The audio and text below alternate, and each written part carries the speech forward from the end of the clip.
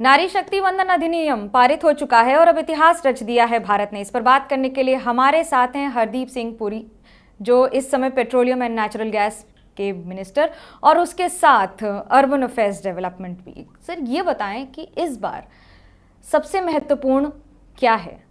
इस बिल के पारित होने से भारत ने ऐसे कौन सा इतिहास रच दिया जिसे इतिहास के पन्नों में भी गर्व से देखा जाएगा?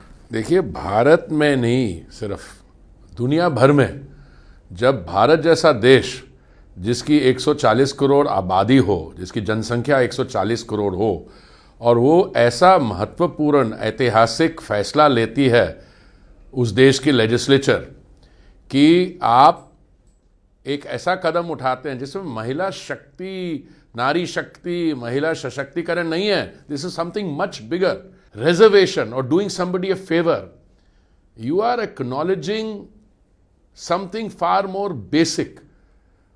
मैं बताता हूं आपको, मैं दो आपको एग्जाम्पल देता हूं।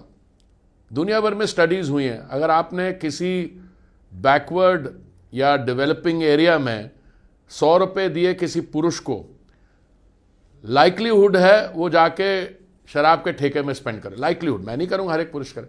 आपने 100 रुपये दिए महिला को, तो महिला will go and buy food for the children. This is one extreme. देश भर में एक्साइटमेंट है because you are unleashing a very potential exponential force. Women representation का मतलब है कि जो हमारी डिलिमिटेशन जब बंद होगी, जो डिलिमिटेशन का पीरियड एंड होगा 2026 में, उसके बाद जो अभी के सेंसस पे जो चुनाव होगा उसमें 33.33% ऑफ सीट्स वो they will be reserve for women.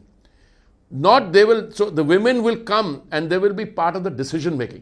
This decision unlocks that potential कि वो निर्णय लेने में इक्वल हिस्सेदार होंगी। 33%। बहुत विपक्ष ने बातें की, आप ओबीसी भी कर दीजिए, आप ये भी कर दीजिए। संविधान को समझने की जरूरत है।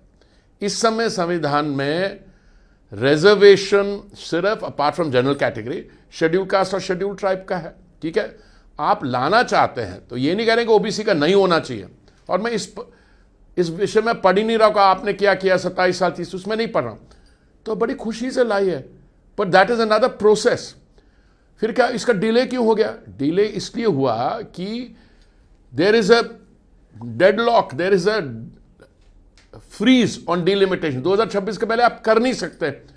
वो एक हमारी महिला है, मैं जहां से मैं आता हूं पंजाब की, वहीं चिल्ला चिल्ला के बोल रही है वहां पे, आप इसको एकदम ले आइए। जैसे lack of understanding of the process. 3 चीजें इन्वॉल्व है इसमें। नंबर 1, आपको सेंसस करना है। सेंसस करना है, सेंसस हो रहा है, होगा। उस सेंसस की डेटा पर डिलिमिटेशन जब होगी तो यह निर्णय लिया जाएगा कि कौन सी कंस्टिट्यूएंसीज है। उसमें भी इलेक्शन कमीशन को इस पर निर्णय करना होगा। Not something you and I can sit and decide. यही तो विपक्ष कह रहा है कि आप इसको दिसंबर में, अगले साल, बाद में भी कर सकते थे। क्या चुनाव हैं राज्यसभा के, लोकसभा के, इसलिए इतनी जल्दी है? नहीं, ऐसा है। विपक्ष की बातों में आप ज्यादा आसानी से नहीं। भारतीय जनता पार्टी के जो संकल्प पत्र हैं या घोषणा पत्र हैं, जो भी मैनिफेस्टो को हिंदी में कहते हैं, सब में रिजर्वेशन की बात लिखी हुई है।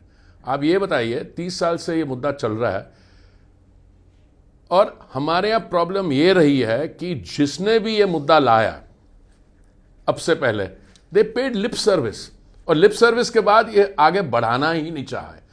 ये Modi ji is the only one जिन्होंने इस चीज को, he took it right up front.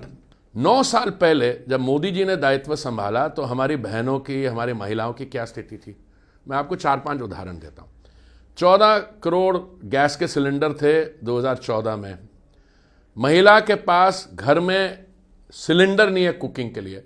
अगर गैस का सिलेंडर आपको चाहिए था तो आपको किसी एमपी के पास जाके रिकमेंडेशन लेनी पड़ती थी। उन्होंने 14 करोड़ सिलेंडर से बढ़ा के आज 32 करोड़ सिलेंडर हो गए, ठीक है। महिला को कोई राइट्स ही नहीं थे। अब जैसे प्रधानमंत्री आवास योजना में 70% जो आवास मिले हैं, उनका जो मालिकाना हक है उसमें हमारी बहनें या माताएं वो उसमें हिस्सेदार हैं। और मालिकाना हक can also be exclusively in the name of the lady of the house, ठीक है। शौचालय नहीं थे। तो आप मेरे को ये बताइए, आप रिजर्वेशन पहले करना चाहते हैं और ये बाकी चीजें बाद में लाना चाहते हैं? What is the value of reservation अगर सिस्टम चल ही नहीं रहा है? यही राहुल गांधी कहते हैं कि ओबीसी का रिप्रेजेंटेशन नहीं है, हम आगे भविष्य को कैसे जाएंगे जब हम अपने लोगों को साथ नहीं ले रहे हैं। सेक्रेटरीज की बात भी उन्होंने उठाई है कि सिर्फ 3 सेक्रेटरी ओबीसी से हैं। ओबीसी की जहां तक बात है, आई थिंक कल जैसे आई थिंक शायद माननीय गृह मंत्री जी ने बोला या शायद नड्डा जी ने बोला, माननीय गृह मंत्री जी ने लोकसभा में, इन्होंने नड्डा जी ने, हमारे जो राष्ट्रीय अध्यक्ष हैं भारतीय जनता पार्टी के, उन्होंने बोला ये थोड़ी सी अगर स्पीच देने के पहले रिसर्च की जाए या एडवाइजर्स ऐसे रखे जाएं जिनको सब्जेक्ट के साथ कुछ फेमिलियरिटी हो, तो ऐसी बातें सामने नहीं आएंगी। मैं आपको दोनों तीनों चीज़ों के बारे ब्रीफली बता देता हूँ। देखिए, मैंने कहा कि अगर आपको ओबीसी के लिए रिजर्वेशन चाहिए तो you need to move on it. अब ये कहना बिल इस अच्छा नहीं, क्योंकि ओबीसी नहीं है तो क्या ये जो बिल 30 साल के बाद आ रहा है इसको रोक दिया जाए? तो हमारे लोगों ने यही कहा कि देखिए, इसको आगे ले जाके आप ओबीसी जोड़ना चाहते हैं, कोई और कैटेगरी जोड़ना चाह रहे हैं, उस पर एक नैरेटिव बनाना पड़ेगा और नैरेटिव बनाने के बाद उस पर सपोर्ट लानी पड़ेगी। तो मैं फिर आपको दोहराऊंगा कि इस समय कॉन्स्टिट्यूशन में जनरल कैटेगरी के अलावा एससी और एसटी के लिए रिजर्वेशन है, और अगर आप ओबीसी लाएं जैसे पंचायत वाइज एक्सेट्रा में, स्टेट गवर्नमेंट्स को लाना होता है। सेंट्रल गवर्नमेंट सेंट्रल लेजिस्लेशन के द्वारा उसमें कैसे लाएगी, और आगे ले जाना चाहे तो आप जब भी कांग्रेस की सरकार या यूपीए की सरकार अगर बने अगले जब भी 50-60 साल के बाद, तो उस समय दे कैन कंसिडर इट। पर हमारी तरफ से OBC support has always been there. हमारे तो ओबीसी के प्रधानमंत्री हैं ओबीसी कैटेगरी से, और तो हमने तो राष्ट्रपति सारा, जहां पे भी आप देखें, आप जब बात कर रही थी आप चीफ मिनिस्टर बनाने की, I think we gone further than that. If you look at जहां पे भी मौका मिला है, जहां पे भी ओपनिंग आई है, कोई भी भारतीय जनता पार्टी के कार्यकर्ता को अभी ऐसा महसूस नहीं हुआ कि महिला होने के नाते कुछ उनको स्लो डाउन है। आप देखिए, आज सुबह जो पार्टी के कार्यालय में माननीय प्रधानमंत्री जी का जो स्वागत किया गया, बिल्कुल साफ है। आप फॉर्मर ब्यूरोक्रेट भी हैं एंड अगर मैं डिप्लोमेट भी हैं, अगर मैं आपसे ये पूछूं कि इस समय कनाडा की स्थिति और भारत के रिश्तों को आप कैसे देखते हैं, और भारत की स्थिति, परिस्थिति, रिस्पॉन्स? देखिए, 2 चीज़ें हैं। फॉर्मर ब्यूरोक्रेट, हाँ, क्योंकि मैं ब्यूरोक्रेट नहीं रहा तो वो फॉर्मर। डिप्लोमेट भी थे। डिप्लोमेट मुझे लगता है मैं अभी भी हूँ, क्योंकि डिप्लोमेसी एक ऐसा है, डिप्लोमेसी एक प्रोफेशन नहीं है। It's you can be a diplomat without being a foreign service officer. देखिए, कल हमारे जो विदेश मंत्रालय के ऑफिशियल स्पोक्समैन हैं अरिंदम बागची जी, उन्होंने एक प्रेस इंटरैक्शन किया जिसमें कोई 45 मिनट से ज़्यादा उन्होंने सब क्वेश्चन लिया और जवाब दिया। इस समय मैं समझता हूँ कि मेरा एज अ मिनिस्टर एडिशनली इस पर कोई बयान देने का कोई पर्पस सर्व नहीं होगा। मैं आपको बिल्कुल क्लियर करना चाहता हूँ, हमारी जो फाइट अगेंस्ट टेररिज्म है, हम वो देश हैं, हमें संयुक्त राष्ट्र के सामने हमने एक हम प्रपोजल लाए थे, international convention on terrorism. It is still there.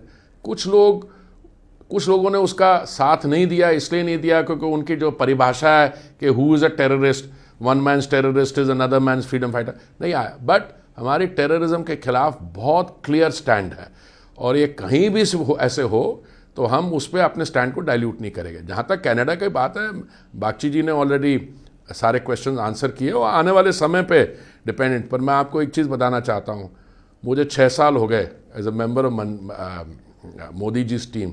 दुनिया में कोई ऐसा देश नहीं है जिसको गलतफहमी होनी चाहिए that when it comes to Indian interest हम बिल्कुल इसमें कॉम्प्रोमाइज़ नहीं करेंगे। सरकारी नौकरी से सरकार चलाने तक किरदार बदला है, कौन सी ऐसी बात है जो अंदाज में नहीं बदला आपके? नहीं, देखिए, इसमें कोई फर्क नहीं होता। You are working for a side. आप ब्यूरोक्रेट हैं, आप उसका पॉलिटिक्स में आ जाते हैं, आप मेंबर ऑफ पार्लियामेंट हैं, मेंबर लेजिस्लेटिव। देखिए, थोड़ा सा एक कॉन्स्टिट्यूशनल सिस्टम में, जैसे हमारे जो युवराज हैं, उन्होंने कहा कि पता नहीं 80-90 सेक्रेटरी और 3 सेक्रेटरी उसमें ओबीसी, पता नहीं फैक्ट कहाँ से लाते हैं। तो माननीय गृह मंत्री जी के ये पहले बात सही नहीं है।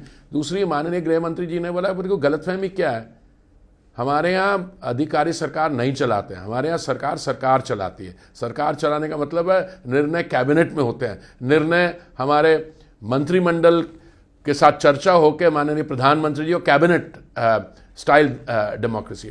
तो ये ऐसा है कि इसमें ठीक है थोड़ा सा अलग होता है। आप अगर वरिष्ठ पत्रकार हैं, कल आप एडिटोरियल टीम में चली जाती हैं, उसके बाद आप सीनियर मैनेजमेंट में आ जाते हैं, you working for the same purpose.